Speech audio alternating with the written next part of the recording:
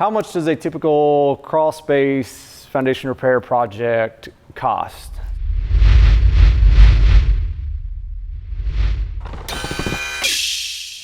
Hey everyone, welcome to another episode of Foundation Repair. You ask, we answer.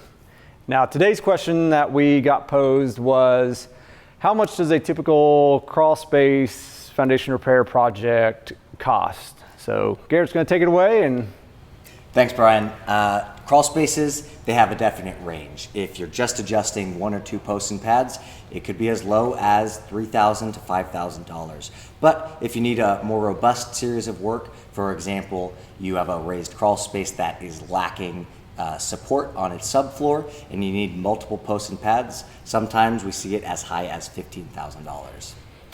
Yep, that's 100% accurate. Like Garrett said, depending on the scope of work, there's so much variance underneath the house or in a crawl space that it's just a wide range. So depending on what your house needs or the age of your home, like that will dictate a lot of the cost. So good job, Garrett. And thank you for joining us with another episode of You Ask, We Answer.